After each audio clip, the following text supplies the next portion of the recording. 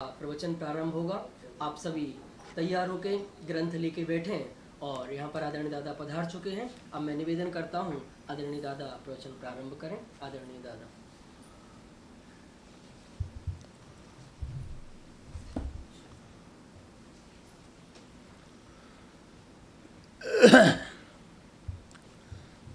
संतप्त मानस शांत हूँ, जिनके गुणों के गान में वे वर्धमान महान जिन विचरे हमारे ध्यान में।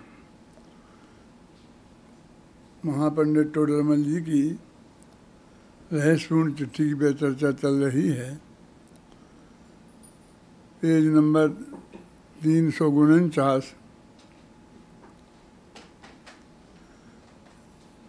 अंतिम 2-3 पहरे रह गए थे जो औपचारिकता से परिपूर्ण हैं, पर भाई जी विशेष कहाँ तक लिखें। जो बात जानते हैं वह लिखने में नहीं आती। मिलने पर कुछ कहा भी जाए, परंतु मिलना कर्माधीन है।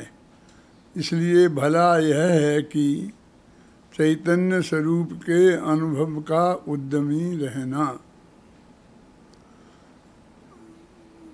वो कहते हैं कि विशेष कहाँ तक लिखें, जो बात जानते हैं वो कहने में नहीं आती। वाणी में बहुत कमजोरी है। तीर्थंकर परमात्मा जो जानते हैं, जानते तो वे सभी हैं, सारे पदार्थों को द्रव्यगुण पर्याय से जानते हैं, लेकिन उनकी दिव्य ध्वनि खिरती है जो 18 महाभाषाओं में खिरती है, वो 700 लघु भाषाओं में खिरती है, और जिसकी व्यवस्था करने वाला सौधर्म इंद्र है, और बढ़िया से बढ़िया सब बात होती है। फिर भी जो ज्ञान में आता है उसका अनंतमा भाग वाणी में आता है, और जो वाणी में आता है उसका अनंतमा भाग लिखने में आता है। पंडित जी अपने स्वयं पर भी घटा रहे हैं वो कि हम जो जानते हैं वो लिख नहीं सकते। ज्ञान में तो बहुत हैं और लिखने में तो बहुत मर्यादाएं हैं। लिखने की अपेक्षा तो ज़्यादा बोलने में आ जाता है, लिखना तो उससे भी कई गुना कम में आता है। कहते हैं जो बात जानते हैं वह लिखने में नहीं आती, और मिलने पर कुछ कहा भी जाए। लिखने से मिलने पर बातचीत करने में बहुत कुछ कहा जा सकता है। जैसे बातचीत में जैसे लिखने में कोमा फुल स्टॉप वगैरह से जो ये गया भाई तुम्हारे साथ, जो बातचीत करने से में बात आती है। पहले तो लिखते थे तो उसमें कोमा फुल स्टॉप वगैरह कुछ होते ही नहीं थे, पैरा भी चेंज नहीं होता था। मैंने कल कहा था ना, पेज चेंज करते थे, और इस पेज में एक अक्षर की जगह है, अब लिखना है तो आ इस पेज में और बा अगले पेज में लिखते थे। ऐसी हालत थी। जब पंडित जी ने चिट्ठी लिखी थी ना, तब की बातें बता रहे हैं। तो वो कहते हैं जो हम जानते हैं वो जो बोलने में कुछ कह भी सकते हैं, समझा सकते हैं। आपकी अपेक्षा हम समझ करके उस बात को भी समझा सकते हैं, लेकिन लिखने में नहीं आती वो बात। परंतु मिलना कर्माधीन है। कर्माधीन है, कर्म के उदय के अनुसार जो संयोग मिलते हैं आघातिया कर्म के उदय में। वैसे तो अब आघातिया कर्म का उदय निमित्त मात्र है। अब हम पूज्य गुरुदेव श्री के युग में चल रहे हैं। वो टोडरमल जी के युग में वो था ना, गोमट सार की उन्होंने टीका लिखी थी, तो उनकी ऐसी भाषा हो सकती थी। यदि आज गुरुदेव लिखते ऐसी चिट्ठी तो वो लिखते कि लिखना तो क्रमबद्ध पर्याय के अनुसार है, क्रमबद्ध में होगा तो ही वो संयोग होगा, और नहीं तो नहीं होता है। कर्मानुसार नहीं लिखते। हैं कि कर्म के उदय के अनुसार भी होता है, लेकिन वो तो निमित्त मात्र है कर्म तो। और क्रमबद्ध पर्याय में तो उपादान भी आ गया, सब कुछ आ गया ना, पांचों समवाय हैं अपने क्रमबद्ध में कि कर्मानुसार है। और कहाँ चला गया, कर्माधीन है। इसलिए भला यह है कि चैतन्य स्वरूप के अनुभव का उद्यमी रहना। चैतन्य स्वरूप जो अपना भगवान आत्मा है, उसका अनुभव करने का पुरुषार्थ हमें निरंतर हमारे जीवन में होता रहना चाहिए। अभी जो अपनी जो 4-6 महीने से धारा चल रही है अभय कुमार जी, उस धारा के हिसाब से इस वाक्य में जरा हमको अटपटा लग सकता है कि अनुभव का उद्यमी रहना। यहाँ तो कहते हैं तुम सारे उद्यम को बंद करो, बोलो नहीं, सोचो नहीं, हैं, और चेष्टा भी मत करो, हैं, और मत करो भी मत करो। वो सब सहज होगा, बोलना बंद होगा, सोचना बंद होगा, वो भी बहुत सहज होगा, हैं। उस जमाने तक ऐसा ही था कि उसका उद्यम करना, तो यही उद्यम है। ये वास्तव में दोनों बातों में परस्पर विरोध नहीं है, बल्कि एक दूसरे की पूरक हैं। उस भूमिका में, विकल्प की भूमिका में विकल्प भी आएगा। जैसे हमें स्वाध्याय करना है, तो स्वाध्याय करने के पहले शास्त्र जी को तो उठाना पड़ेगा, कहाँ रखे होंगे, फिर उसे खोलना पड़ेगा, फिर उसका पेज निकालना पड़ेगा, फिर कल से क्या प्रकरण था उस प्रकरण का मिलाना पड़ेगा। तो ये सारी प्रक्रिया होगी कि नहीं होगी, और लेकिन वो सब सहज होगी, क्योंकि जब जब हमको कोई भी शास्त्र पढ़ने का भाव आएगा तो उसके पहले उस शास्त्र को उठाने का, खोलने का, पेज निकालने का, वो सब भाव भी ऑटोमेटिक सहज भाव से आएंगे ही। उसको कहने की ज़रूरत नहीं है। हम खाना खाने बैठते हैं तो वो सारी जो प्रक्रिया होती है, थाली में माल आता है, अब तो आ गया ना सामने, तो भी उसे उठाना पड़ता है, मुंह में देना पड़ता है, चबाना पड़ता है, निगलना पड़ता है। लेकिन जब हम रोज़ाना ये भाषा नहीं बोलते हैं, सिर्फ खाने की भाषा बोलते हैं, और भोजन करना, भोजन कर लिया। लेकिन एक एक चीज़ उसमें कितने स्टेप होते हैं, वो सब स्टेप हैं। और वैसे हमें जब मालूम नहीं पड़ता है, जब समय आएगा कि बहुत भयंकर बीमारी आ जाए, कि बुढ़ापा आ जाए, तो फिर जब वो यहाँ से हाथ यहाँ हिलेगा नहीं ना, और यहाँ से उठ के यहाँ तक जाने में भारी पड़ेगा, और यहाँ जाएगा वो नीचे गिर जाएगा, और मुंह में जाएगा वो दांत नहीं होंगे। अब आज के ज़माने में तो सब दांत मात नकली लग जाते हैं सब, है ना। तो वो सब एक एक चीज़ की तब हमें मालूम पड़ा कि हम कितना रोजीना, यानी हम खाने में भी कितना श्रम करते थे, हमें कितना श्रम होता था, इस बात का ख्याल हमको तब आएगा। ख्याल में आई ना। तो कहते हैं देखो, अनुभव के लिए उद्यमी रहना। तो जो विकल्पात्मक भूमिका में यहाँ तक भी हम पहुँचेंगे कि भाई विकल्पों का भी अभाव हो, तो जब वो निर्विकल्प वस्तु का स्वरूप हमारे ज्ञान में एकदम स्पष्ट हो जाएगा, तब ये विकल्पों का अंत होगा। तब तक हमारे चित्त में कोई आगम से, गुरु के मुख से और तर्क युक्ति से समझने में कोई वो शंका आशंका खड़ी रहेगी, तब तक विकल्प की उत्पत्ति होती ही रहेगी। तो विकल्पों के अभाव रूप दशा जो है वो भी उद्यम में है, और फिर विकल्प का भी विकल्प टूट जाए। मैंने उसमें लिखा है कि पहले विकल्प आएगा तो आप क्या करेंगे। तो उन्होंने कहा विकल्प आएगा तो उसे जान लेंगे वो क्या करेंगे। फिर उस विकल्प को रोकने का विकल्प आएगा तो क्या करेंगे।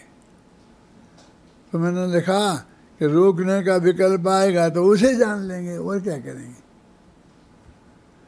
माने जिस भूमिका में जिस जाति का विकल्प आना संभव है उस जाति का विकल्प आएगा तो घबराना नहीं, और फिर उस विकल्प को नहीं आना चाहिए, विकल्प नहीं है मार्ग, मार्ग तो निर्विकल्प है, तो विकल्प को रोकने का भाव आएगा तो भी उसे जानना चाहिए। वो कोई घबराहट की बात नहीं है कि हाय राम ये क्या हो गया, अब ऐसा हो गया तो ऐसा हो गया।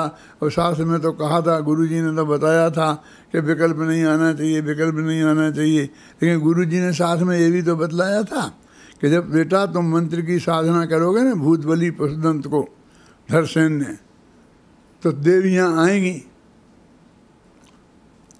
और वे सर्वांग सुंदर होंगी। और फिर ये भी तो बताया था कि यदि इसमें कुछ गड़बड़ होवे, ऐसा ना होवे, तो दौड़ के मेरे पास मत भागे आना, अपने अकल से काम लेना, सोचना, क्योंकि तुम्हारा गुरु तुम्हारा आत्मा ही है। ये पर गुरु कहाँ तक काम देंगे, कहाँ तक साथ देंगे, कहाँ कहाँ साथ रहेंगे, हैं? तो दौड़ दौड़ के गुरु जी के पास दौड़ने की जो आदत है ज़्यादा, वो अच्छी नहीं है। गुरु के पास नहीं समझना ये भी अच्छा नहीं है, और बात बात में गुरु को परेशान करना है, और उनसे हर बात को पूछना, हर बात को पूछना, ये नहीं है। मैं आपको सच्ची घटना सुनाता हूँ कि मैं अशोक नगर में था, तो मेरे पिताजी भी थे, माताजी भी थी, और उनको सब काम हमने बंद करवा के सिर्फ आत्मा के कल्याण के लिए स्वाध्याय बस यही रखना। तो वो दिन भर पढ़ते थे और मैं प्रवचन आ करके तो पढ़ते थे। तो मैं एक कमरा था, तो उस कमरे में मैं बैठ करके एक पढ़ता था, टेबल कुर्सी पे लगा के, छोटी सी ऐसी जैसी लगाई है अभी हुई है, और वो बगल के पलंग पे लेटे रहते थे। वही में पलंग था, वही वो सोते थे, तो उस पलंग पे लेटे रहते थे। और फिर उनको दिमाग में कोई ना कोई प्रश्न उठता था, तो बस पूछते थे। तो मैं कहता हूँ सब तुम प्रश्न लिखते जाओ और फिर बाद में इकट्ठे पूछ लेना, मैं बता दूंगा, क्योंकि मैं पढ़ता होता था। अपने धर्म का ही नहीं, मैं हर साल एक न एक परीक्षा देता था बीचा का। मालूम, मैंने उसके 4 बच्चे होने के बाद में मैट्रिक किया, इंटर किया, बीए किया, एमए किया, पीएचडी की, ये सब मैंने उसके बाद किया है। क्या तो मुझे वो पढ़ाई भी पढ़ना पड़ती थी, परीक्षा देनी पड़ती थी, पढ़ाने भी जाता था स्कूल में, और पाठशाला भी पढ़ाता था, और प्रवचन भी करता था, और फिर अपनी वो पढ़ाई पढ़ना, और फिर परीक्षा देना। कितना काम होगा आप सोच नहीं सकते हो। तुम लोग अपने मन में समझते हो कि हम बहुत पढ़ते हैं, हम बहुत पढ़ते हैं, बहुत पढ़ते हैं। कुछ नहीं है, जितना तुम पढ़ते हो उतना तो मैं इस 85 वर्ष की उम्र में पढ़ लेता हूँ रोजाना, समझे ना। तो वो निरंतर वो कहते हैं, मैं पिताजी से कहता था इकट्ठे, तो वो कहते क्या है तुम्हें, तो फिर जब वो मानते ही नहीं थे, और आखिर पिता है, मेरी बात मानने के लिए बात थोड़ी है, तो वे फिर पूछते थे। तो फिर मैंने तरकीब लगाई, मैंने कहा ऐसे गोमरसार में देखना, गोमरसार के पहले अध्याय में ये बात मिल जाएगी। फिर दूसरा प्रश्न मोक्षमार्ग प्रकाशक के 7वें अध्याय में आप पेज नंबर 225 पे पढ़ लेना इसको। तो वो कहते तुम्हें तो पता है ना, तो तुम पेज नंबर बताओगे तो वही बता दो ना। तो मैं वो किताब उठूँगा, फिर किताब उठाऊँगा, फिर खोलूँगा, फिर उसमें खोजूँगा, इतनी मेहनत मैं करूँ। देखो बेबी तो उम्र हो गई थी ना, हैं, उम्र हो गई थी, तो उनको भी इतना सहज नहीं था इतना सब, तो तुम बता नहीं सकते। जबान हिलाने में कि 2 तोले की जबान हिलाने में तुम्हें तकलीफ है क्या, और मुझे वो बता दे, ये उठा लो, वो उठा के वो पढ़ लो, वो पढ़ लो। मैं कहता है देखो भाई, मेरे अपने काम भी बहुत हैं, मुझे ये करना है, मैं तुम्हारी बात को मना नहीं करता हूँ, सब जवाब दूंगा तुम्हें, सब बताऊंगा, लेकिन समय पे तो है कोई ऐसा तो नहीं खाते वक्त उठते वक्त मैं पढ़ रहा हूँ तो भी अभी दो तो कमरा है नहीं कि मैं दूसरे कमरे में जाके बैठ के पढ़ूँ। पढ़ना तो यहीं है, और आपको बड़ा आपके तो प्रश्न चालू ही रहना है। एक ख़त्म हो गया दूसरा हो जाना, दूसरा ख़त्म हो जाके तीसरा हो जाना, फिर बीच में बहस करने लगना। तो ये मेरी पढ़ाई कब होगी? हैं? यानी मैं ये कह रहा हूँ कि गुरुओं की उपलब्धि इतनी सहज नहीं है कि घर में भी हो, घर का बेटा भी हो, हैं, तो भी वो आपको समय पर ही कुछ बता सकता है, हैं? उसकी भी मर्यादाएं हैं। तो शास्त्र, इसलिए शास्त्र को भी पढ़ना, उससे भी पढ़ना, और इन सब से बिल्कुल अत्यंत स्पष्ट हो जाए बात, है ना, तो उसको फिर वो जो विकल्प का अभाव होगा ना, वो सहज उसमें जो चिंतन चलेगा वो चिंतन फिर निर्विकल्प दशा में बदल जाएगा। चिंतन माने विकल्प, मानसिक विकल्प, जब जो बदल के निर्विकल्प अवस्था में चला जाएगा। तो वो कहते हैं कि तुम्हारा उद्यम तो तुम्हें उस समझने की सीमा तक ही बुद्धिपूर्वक करना है, और बाकी फिर बंद कर देना है। बंद क्या, वो तो फिर असली शुरू होगा, क्या ना, फिर वो असली शुरू होगा। मैं ऐसा कहता हूँ, जैसे मैं लिखने बैठता हूँ ना अपने ऑफिस में ही, तो डॉक्टर लोग कहते हैं कि ज़्यादा एक साथ नहीं बैठना चाहिए, और जब लिखने अपन बैठ जाते हैं तो घंटा 2 घंटा का तो पता ही नहीं चलता है। तो बीच बीच में थोड़े चलना फिरना चाहिए आपको। तो मैं उठ करके पढ़ करके 2-4 पेज और फिर थोड़ा घूमने लगता हूँ। तो लोग समझते हैं कि अब डॉक्टर साहब फ्री हैं क्या। अब मैं वो घूमते घूमते सोचता हूँ क्या, और जो सोच करके किसी डिसीजन पे पहुँचता हूँ तो फटाफट उस बैठ करके और कापी लिख देता हूँ।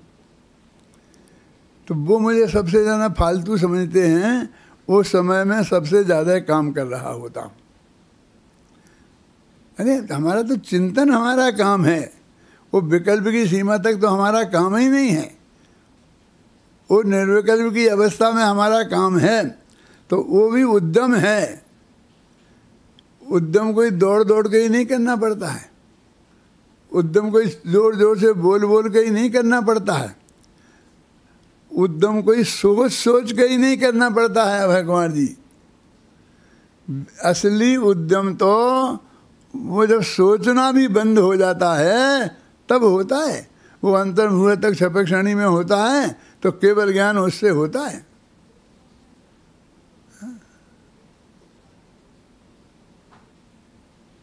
सारी दुनिया को लगता है कि आप करते धरते तो कुछ है नहीं। मैंने भगवान की स्तुति में लिखा है कि हे भगवान, आप कुछ करते धरते तो हैं नहीं।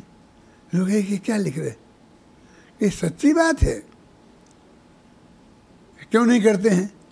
क्योंकि कर ही नहीं सकते। ऐसा नहीं है कि करते नहीं हैं, कर ही नहीं सकते। और ये बात आपने ही बताई है, ये भी लिखी फिर, क्योंकि लोग कहेंगे देखो भगवान से ऐसी बात करता है।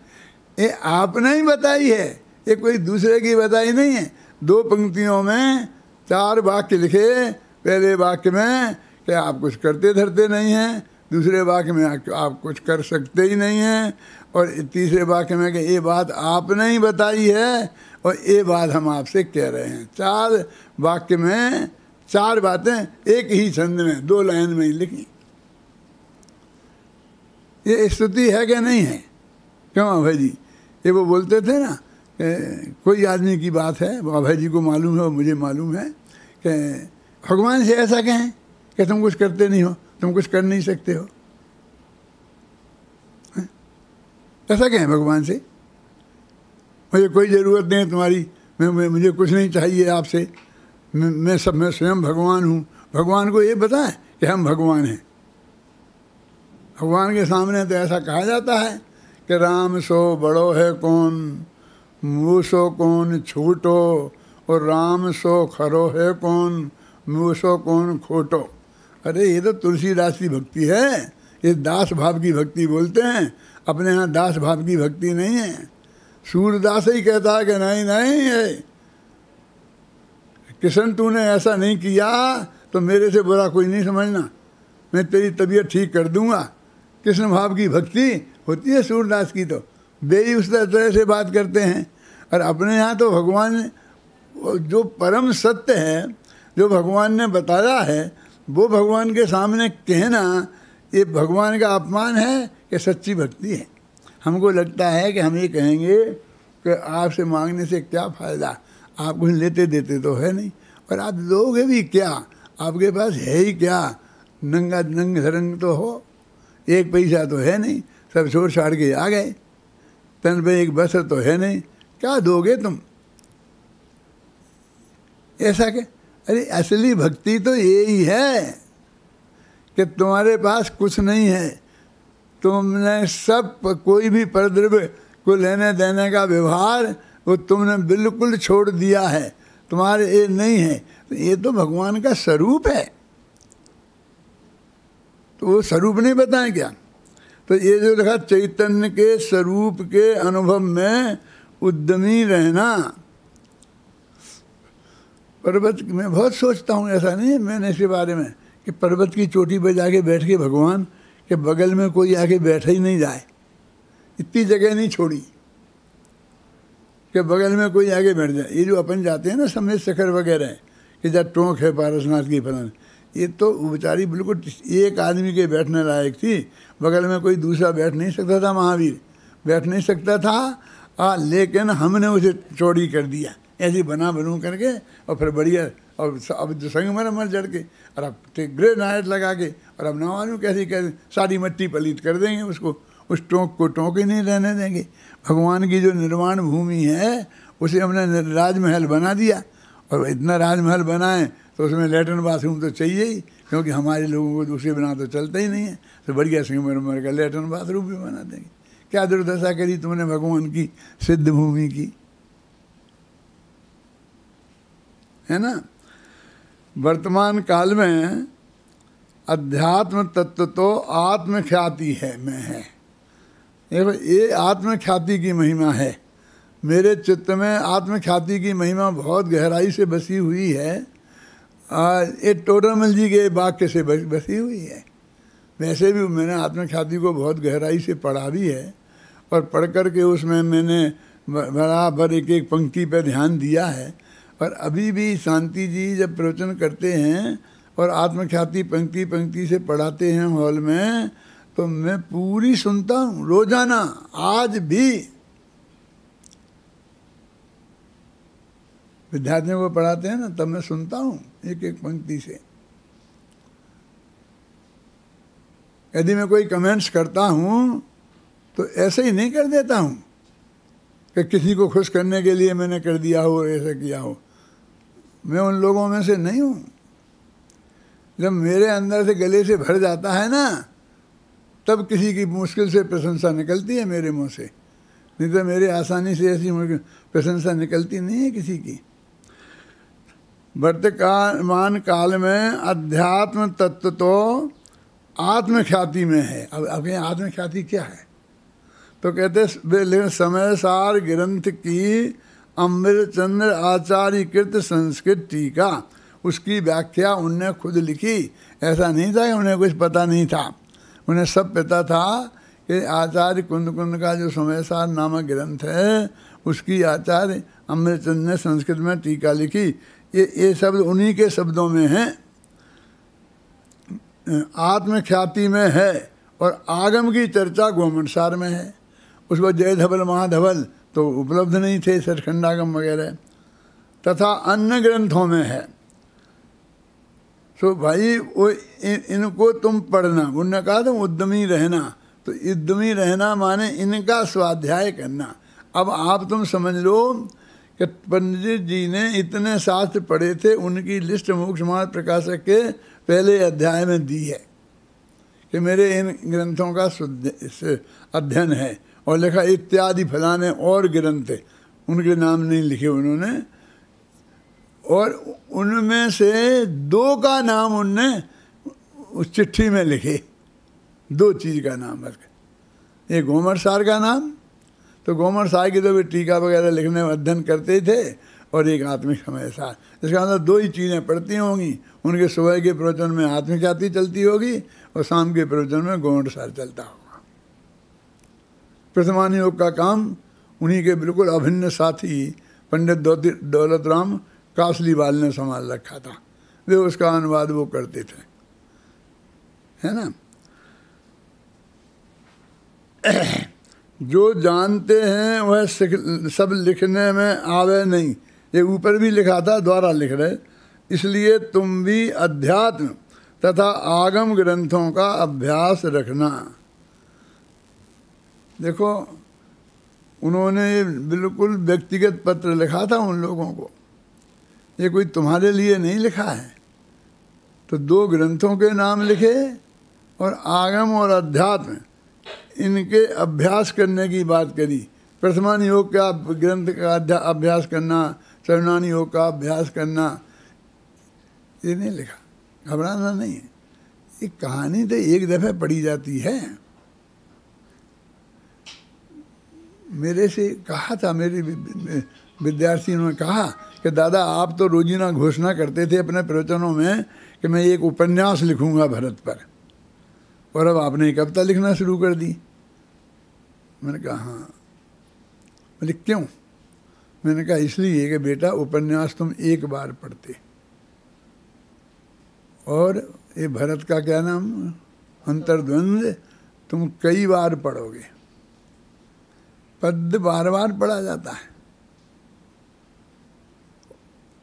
और पूजा लिख देता तो रोजीना पढ़ते क्या। देखो समय सार का अद्योपांत पाठ और स्वाध्याय, जब तक समय सार का विधान नहीं बना था तब तक किसने किया था बोलो?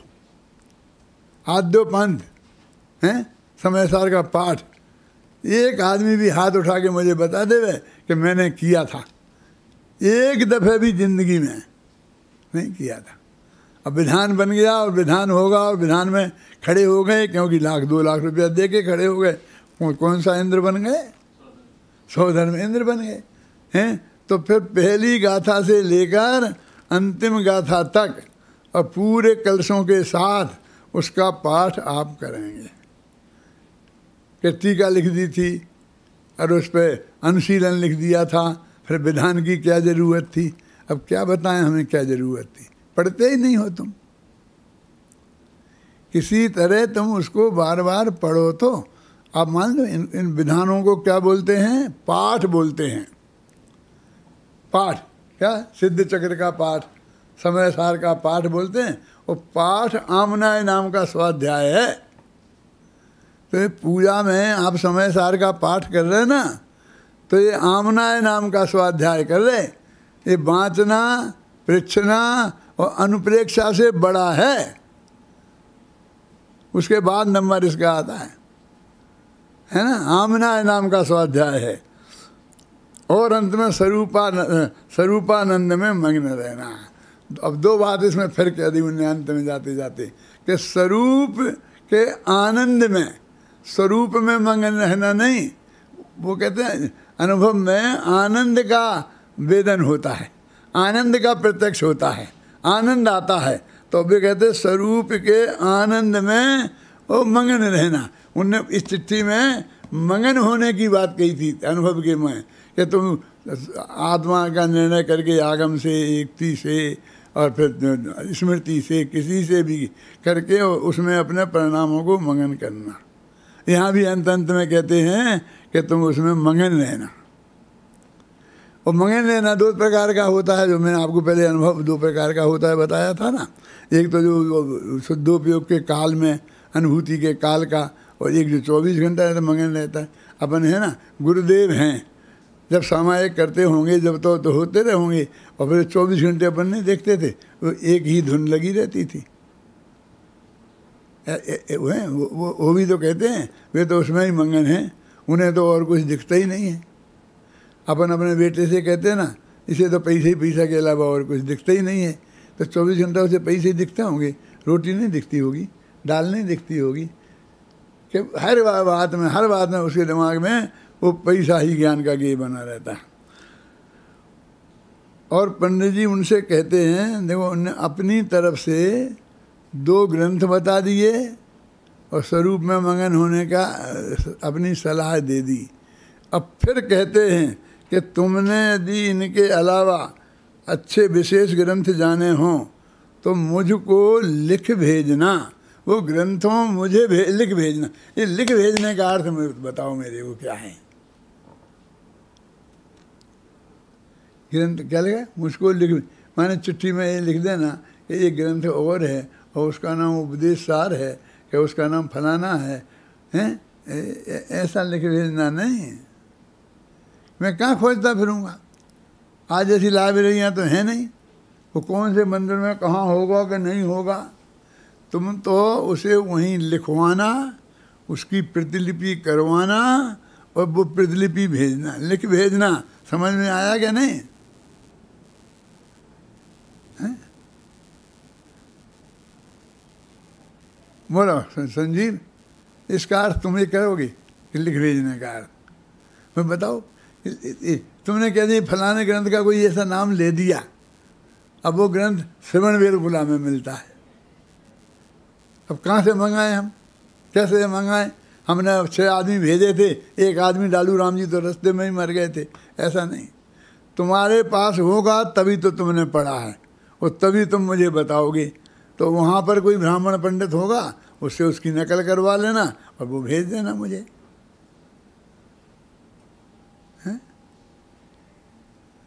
साधर्मी भाइयों में आपस में इतना व्यवहार तो होना चाहिए ना। शास्त्र तो मांग सकते हैं, हम किसी से मांगते नहीं। अरे मांगता दुनिया की सुबह से शाम तक मांगने का धंधा तो करता है और दूसरा तो कुछ नहीं करता है क्या? और कहता है वो शास्त्र के लिए मांगने की बात करता है। समझना, अपने वो दाल में साग में नमक कम था और खाना पूरा खा लिया और बाद में जब पत्नी ने खाया तो बोले अरे इसमें तो नमक कम है, तुमने कहा नहीं? अरे मांग लेते। गजब हो गया। हम मुश्किल से तो मांगने की आदत छोड़ना चाहते हैं और तू भी मांगने का ही उपदेश देती है, मांग लेते। क्यों?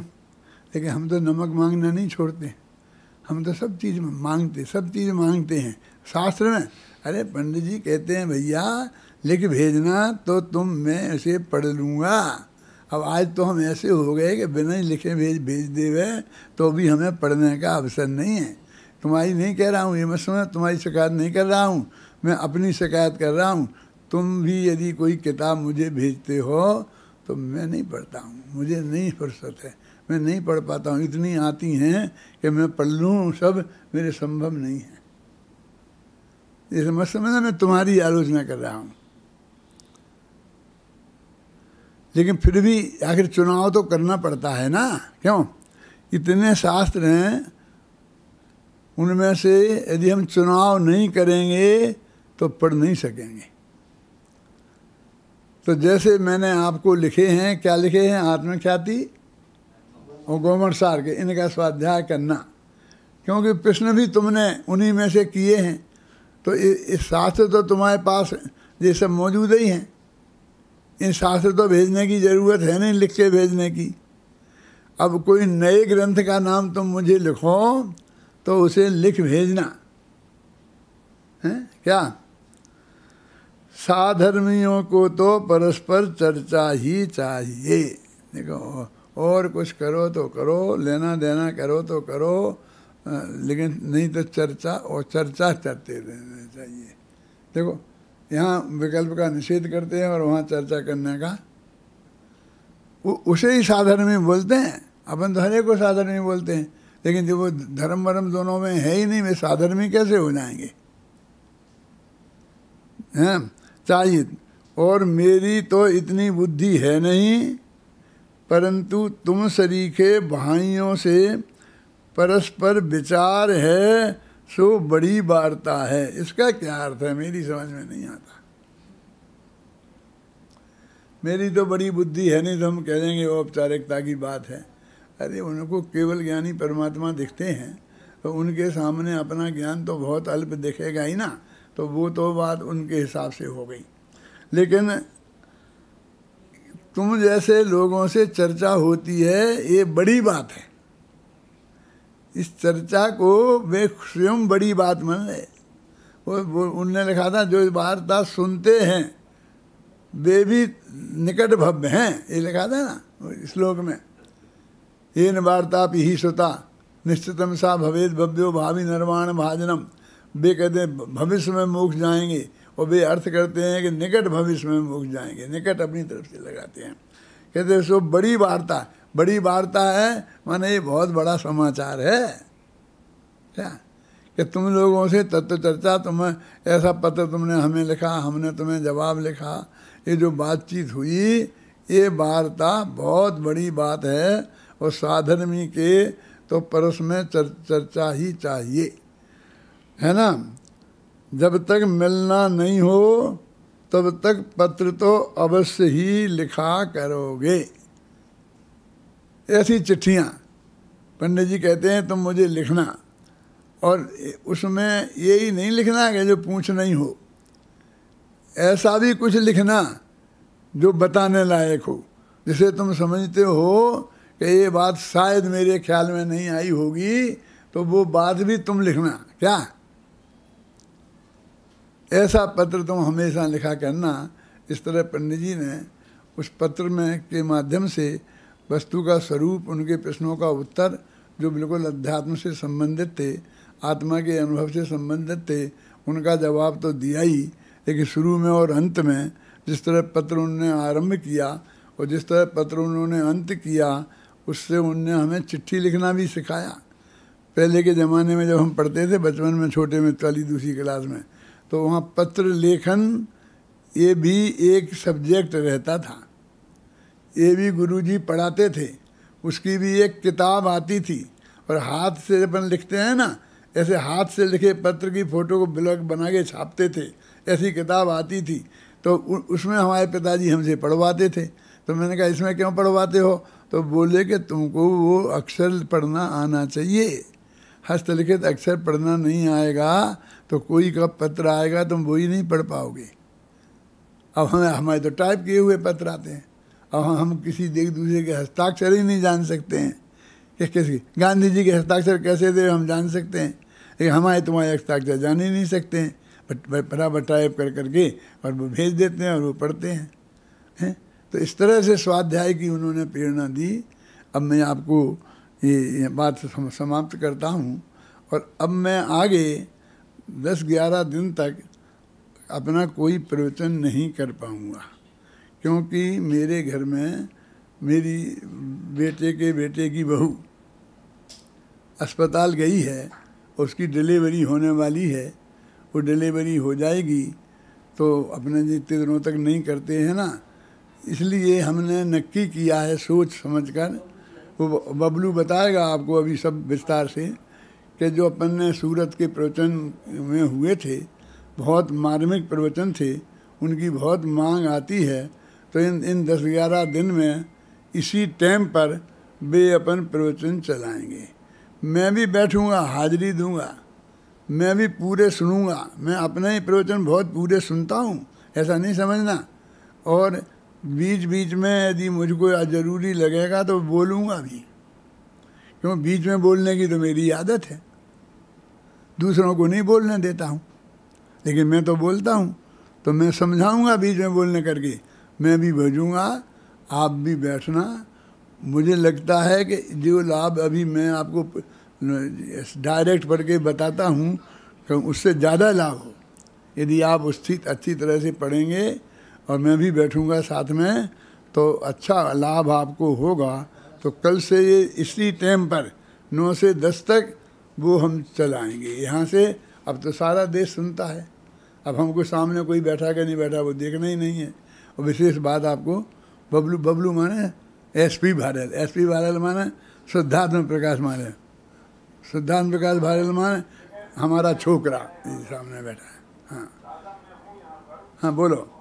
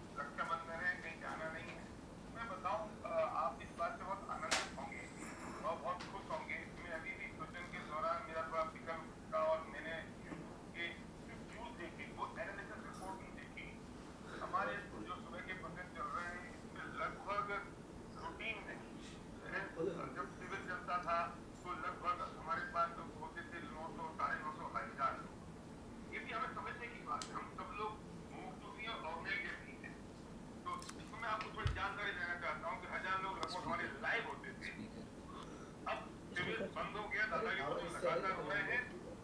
तो लगभग 100 लोग जूम पे होते हैं लाइव में, और 550 500 550 लोग यूट्यूब पर देखते हैं। यूट्यूब थोड़ा कंफर्टेबल होता है लोगों के लिए, तो मतलब 450 500 550 लोग लाइव सुन रहे हैं। और बोलने के बाद वो हो जाती है संख्या लगभग 3000। और अगर इसे हम इंटू करके देखें तो हो जाती है वो 6000। तो मतलब अगर वो एक व्याख्यान 6000 लोगों तक पहुंच रहा है, मैं दादा को भी ये बात इंगित करते हुए उनके संज्ञान में डालते हुए कह रहा हूँ। और ये पंच कल्याण पर इंद्र सभा और कोई ऐसे देवियों का नृत्य लिखने वाली सभा नहीं है। ये मूल तत्व ज्ञान सुनने वाले 6000 लोग अगर सुन रहे हैं, वो फिगर जो अभी आप देख सकते हो मेरा बनाया हुआ नहीं है, हाइपोथेटिकली नहीं है, क्रिएटेड नहीं है। तो ये बहुत बड़ी बात है। और ये समझने की बात भी है कि कभी भी मोमेंटम तब आता है जब हम कोई प्रोग्राम ऑर्गेनाइज करते हैं। हमने शिविर कहा तो लाइव 1000 लोग आए, शिविर नहीं किया तो लाइव 500 600 लोग रह गए। लोग तो वही है, प्रोग्राम वही चल रहा है, बात वही चल रही है, लेकिन शिविर के नाम पे लोग कुछ इकट्ठे हो जाते हैं। तो एक कार्यक्रम, माहौल, शिविर ये कुछ मोमेंटम क्रिएट कर देता है। तो इससे इन चीजों की बहुत आवश्यकता होती है कि अधिकतर लोगों तक हम पहुंच जाएं। जब इतने लोगों को लाभ हो रहा है और लोग बिल्कुल टाइम से आके बैठ जाते हैं, तो ये बिल्कुल कल्पना के बाहर की बात थी कि हम प्रवचन को, दादा के प्रवचन को बंद कर दें। लेकिन अब सामाजिक परिस्थितियां रूढ़ियां हैं और सूतक लगने की तैयारी में है। जैसे दादा ने बताया कि अनेकांत की वाइफ, परमात्मा का बेटा अनेकांत की वाइफ श्रुति अभी अस्पताल में है और किसी भी पल सूचना आ सकती है और सूतक लगी जाएगा 11 दिन का। मैंने कोशिश करी, मैं अपने मन का पाप आपको बता दूं, 2-3 लोगों से पता किया, खंडेल वालों से, बुंदेलखंड में परिवारों से, भैया सूतक कितने दिन का लगता है। कोई एक आध कह दे कि 7 दिन का लगता है, कोई कहते 5 दिन का लगता है, तो हम उसकी पकड़ लेते, लेकिन सबने कही 11 दिन का लगता है। तो हमने फिर 11 दिन का हमें स्वीकार करना हमारी मजबूरी हो गया। लेकिन ऐसा कैसे हो सकता है कि हम प्रवचनों को बंद कर दें। दादा ने एक धारा शुरू की थी सहजता की, जो बड़े दादा नहीं रहे उसके पहले से शुरू हुआ, और बड़े दादा के समय पे जैसे दादा ने लिखा भी है कि वो समाधि की बात, सहजता की बात और सत्य चिंतन की बात दादा ने लिखी, बहुत जबरदस्त। तो वो धारा दादा की बहुत जबरदस्त बनी और वो एक चर्चा का विषय बना। और वो समय था सूरत के शिविर का। तो हमने दादा से एक निवेदन किया कि वो धारा दोबारा प्रवाहित होनी चाहिए, क्योंकि वो बहुत जबरदस्त चीज है। उस समय जिन लोगों ने उसे सुना, देखा, जाना पड़ा, तो वो धुन चलती रहती है दिन भर। अगर जो हम एक घंटे उसको सुन लेते हैं, समझ लेते हैं, तो हमारी आदत रहती है कि रिकॉर्डेड वर्जन यूट्यूब पे होंगे तो हम ही देखेंगे और लाइव चलेगा तो हम देख लेंगे। तो दादा ने हमारी उस बात को, निवेदन को स्वीकार किया। हम तत्व चिंतन, क्रम नियमित पर्याय, सहजता, सिमरन शतक, यही है ध्यान, यही है योग। ये 5 किताबों की बात कर रहे हैं। समाधि तो बाद में होगी, समाधि का था। ये जो 5 किताबें हैं, इन 5 किताबों पर दादा के व्याख्यान सूरत में हुए हैं और वो वीडियो प्रवचन हम यहाँ चलाएंगे। क्योंकि सूतक के समय जिनवाणी नहीं छू सकते हैं, तो दादा जिनवाणी बिल्कुल नहीं छुएंगे, दादा बैठेंगे। जैसे बड़दादा के समय जब 13 दिन हमने प्रवचन किए, शांति जी ने 12 भाषा में प्रवचन किए और दादा श्रोता की तरह बैठ के दादा ने सुना। और हमने उनसे निवेदन किया कि आपको जब जैसा लगे उचित, तब आप बीच में आप बोलना। और शांति जी के साथ वो हमारी फिक्सिंग थी कि दादा बीच बीच में बोलेंगे, शुरू में बाद में बोलेंगे। तो वो हुआ और बहुत अच्छा हुआ। वो 13 दिन हमारे परदादा के समय के जो शोक के बहुत अच्छे गए।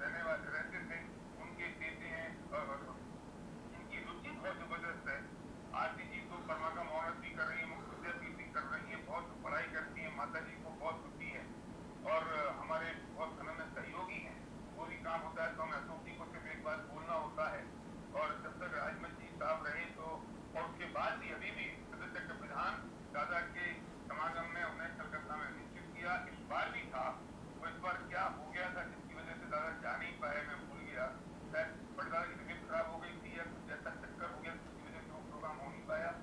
हम इस ई लोकार्पण जो भरत का अंतर्गत है पूरे परिवार को तो हम सम्मानित करना चाहते हैं, और इस सम्मान भी हमारा सिर्फ तालियों से हो सकता है, वर्चुअल तालियों से, और हम बहुत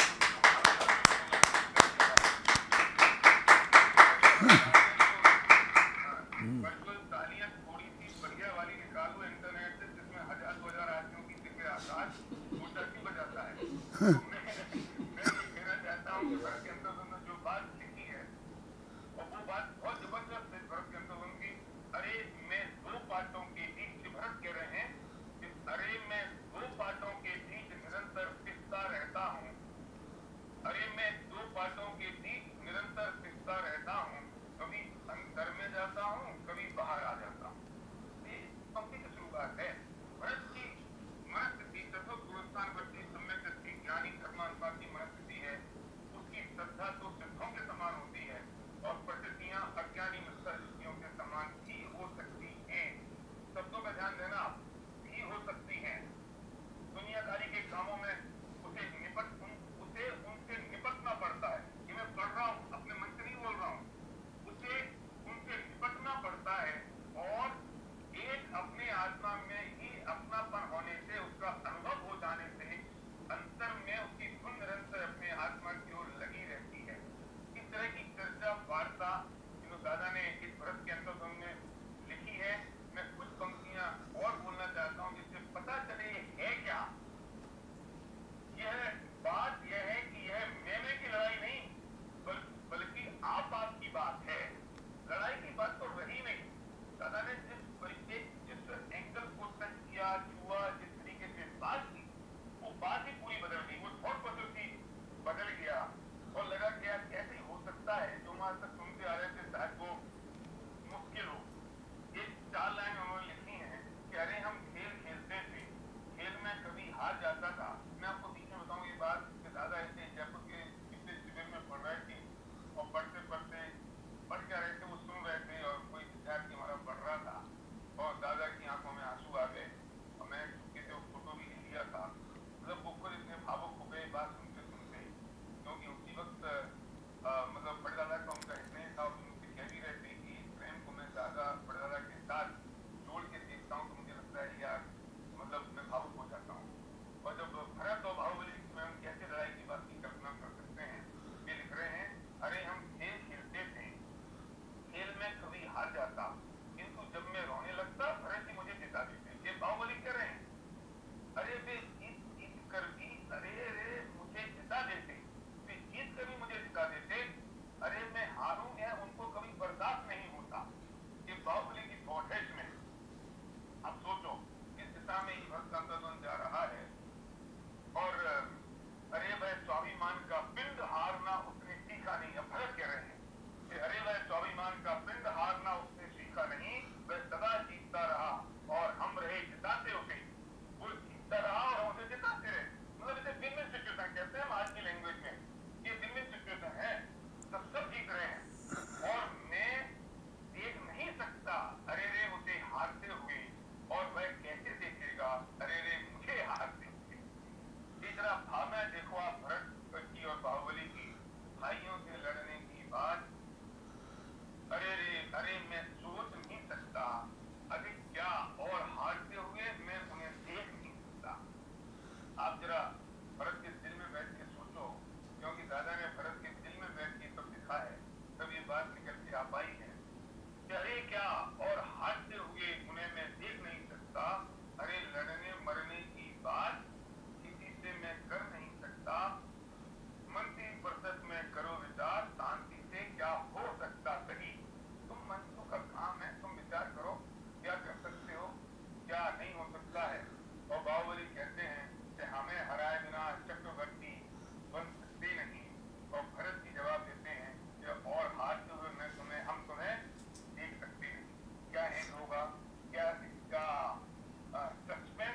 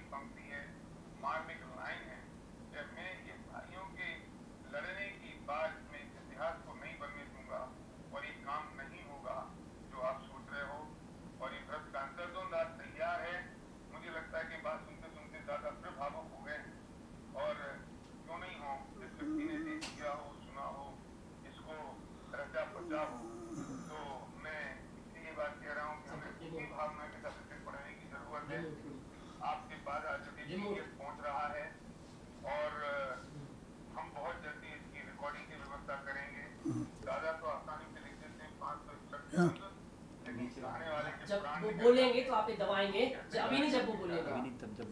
ये बात का थोड़ा सा इसमें हम लोग पार्टी परिवार से निवेदन करता हूँ कि वे इसका ई लोकार्पण करें और उन्हीं के बिहाफ पर प्रीति का मैं दादा से कह रहा हूँ कि वे इसका बटन दबा के इसका विमोचन करें। ई लॉन्चिंग है, ये सीरियसली लॉन्चिंग। दादा रिमोट का बटन दबाकर यहाँ से कृति का लोकार्पण करेंगे और आप कृति का फ्रंट पेज और पूरी कृति जो इस बार कृति हमने रंगीन बनाई है इसको पढ़कर आप आनंदित हो जाएंगे। वो कृति आपके समक्ष यहाँ पर प्रस्तुत होती। मैं पहले निवेदन करता हूँ दादा से कि दादा रिमोट का बटन दबाएं और जैसे ही दादा रिमोट का बटन दबाएंगे यहाँ पर स्क्रीन पर आपको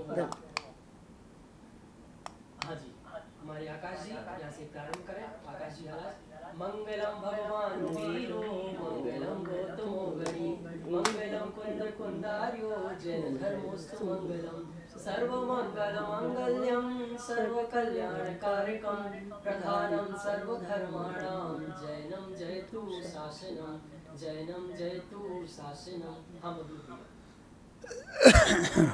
मैं छावड़ा जी की भाषा में कहूँ, जरा स्क्रीन पे ला दो भाई। मैं अगर छावड़ा जी की भाषा में कहूँ तो मैं दादा से कहूँगा, की पार्टी से कहूँगा कि एक प्रति आप दादा को भेंट करो, एक प्रति आप जितने विद्वान बैठे हुए उन सबको आप भेंट करें। अभय जी को, वीर सागर जी को, संजीव जी को भेंट करो, अजित जी को, महावीर को, मतलब और कोई विद्वान छूट गया होता मुझे मदद करें। हमारे छावड़ा जी इस तरीके से लोकार्पण करते थे।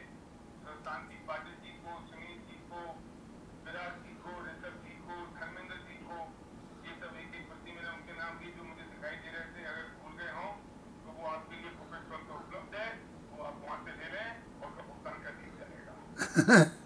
छावड़ा जी की आत्मा मैंने अपने अंदर प्रवेश की और मैंने परमात्मा जी को एक प्रति दो। अस्पताल में बैठे हुए पवन प्रकाश जी भारे मुंह पर मास्क लगाए हुए इंतजार में कि वो हमें कब छूटक लगने की छूटता में देंगे। तो बहुत बहुत धन्यवाद भैया। एक इसमें विशेष अगले 1 सेकंड बेटा, अगले 15 मिनट में ये व्हाट्सएप ग्रुप पे पहुंच जाएगा, आप तक पहुंचने की हमको पहुंच जाएगा। ये टेलीग्राम चैनल पे पीडीएफ पहुंच जाएगी, व्हाट्सएप ग्रुप में पहुंच जाएगी। फिर भी आकाश वो एक नंबर है स्क्रीन पे दिखाओ, अगर किसी को नहीं मिले आपके पास आपके लिए नंबर है। अगर कोई भी दिक्कत आपको आए टेक्निकली इस नंबर पे आप कोई मैसेज डालें, हमारी टीम इस मैसेज पे कोई भी पीडीएफ आपको चाहिए, आपको यूट्यूब में प्रॉब्लम आ रही है, आपको यूट्यूब में आ रही है, कनेक्ट नहीं हो पा रहा है, तो आपको मदद करेंगे। आप मैसेज डालते हैं, आप फोन के लिए भी चालू है क्या नंबर? हाँ फोन के लिए भी चालू है, लेकिन आप इसमें मैसेज डालेंगे, व्हाट्सएप करेंगे तो उस नंबर पे हम आपको भेज दिया जाएगा और हम आप तक पहुंच जाएगा। जो सुबह दादा के प्रश्न चल रहे हैं वो जो प्रश्न रोज प्रतिदिन आते हैं और उस वाले ग्रुप में भी हम ब्रॉडकास्ट में लिंक को डाल देंगे, तो आप जो प्रश्न के श्रोता हैं तो वो आपको भी डेफिनेटली पहुंच जाएगा। और हाँ, बहुत बढ़िया बात ये है कि हम सिर्फ वेबसाइट पर डाल देंगे। ठीक है, संकेत ने याद दिला दिया, हमारी वेबसाइट पे से अपलोड कर देंगे अभी तुरंत और लिंक भेज देंगे। नहीं तो आप वेबसाइट पे जाएं, वहाँ आप पीडीएफ डाउनलोड में जाएं तो आपको वहाँ पर ये मिल जाएगी। जैसे सभी ग्रंथ उपलब्ध हैं ये आपको मिल जाएगा। बहुत आसान हो गया है सब। पहले हम डाक टिकट मंगाया करते थे, डाक टिकट भेज दो कम से कम खींचेंगे, तो आपको कुछ आपको नहीं भेजना है। www.pphc.in ये आपको मिल गई होगी वेबसाइट pphc.in, उसमें डाउनलोड में जाएं या आप वहाँ सर्च करें भरत का अंतर्द्वंद और आपको वहाँ पर मिल जाएगा, डाउनलोड कर लें। और ये सब काम अगले 15 मिनट बाद आप करना शुरू करें, आपको उपलब्ध हो जाएगा। तो thank you very much. Over to Jinendra और जिन कुमार। और भैया इसमें एक विशेष सूचना है कि दादा भरत और बाहुबली को इतने गहराई से जी रहे थे कि उनका मन नहीं माना और कल ही उन्होंने भरत बाहुबली पूजन, ऐसी पूजन आज तक नहीं थी। बाहुबली की अलग पूजन थी, भरत की अलग पूजन थी और कल ही रात को दादा ने पूजन लिखी और इतने जल्दी छपकर हम सबके बीच आ गई है। रात को पूरे रात संजय जी ने लग को इसको तैयार किया है, मैं बहुत बहुत धन्यवाद करता हूँ। और पीडीएफ के साथ साथ एक पूजन भी आपको मिलेगी और पूजन में दादा ने वो क्वालिटी रखी है जो भरत और बाहुबली के दोनों में कॉमन क्वालिटी थी, वो यहाँ पर आदरणीय दादा ने रखी है। तो उस पूजन का भी आप लाभ ले पाएंगे और शीघ्रता से हम आपको पीडीएफ भेजेंगे।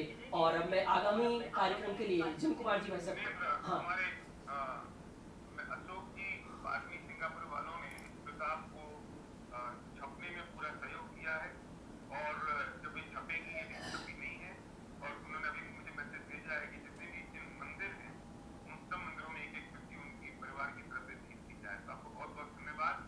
और जो प्रिंटिंग में मुझे कॉस्ट का ध्यान नहीं है, मुझे राशि का भी ध्यान नहीं है कि क्या लगेगी, लेकिन उन्होंने भावना दी है कि जो भी इसमें आपको लगे, जो भी आपको उचित हो, उम्मीद तरफ से उसकी आप सफाई करें, प्रिंट करें, और वो पूरी राशि को देंगे और एक एक मंदिर में प्रति भेजेंगे। बहुत बहुत धन्यवाद भाई साहब आपको इस बात के लिए और इस भावना के लिए। बहुत बहुत धन्यवाद। और भैया बहुत ही जल्द हम इसका ऑडियो तैयार करेंगे। अब हमारी पीडीएफ तैयार हो गई, बुक तैयार हो गई है। अब भैया का जैसे ही आदेश आएगा और इसकी ऑडियो की तैयारी में लग जाएंगे। हमारे पास बहुत मैसेज आ रहे हैं और अब मैं आदरणीय जिन कुमार जी भाई साहब से निवेदन करता हूँ कि वो आगामी कार्यक्रम का संचालन करें, जो यहाँ पर आदरणीय दादा का प्रवचन होगा। बहुत बहुत धन्यवाद आदरणीय सुधांशु प्रकाश जी भाई साहब को और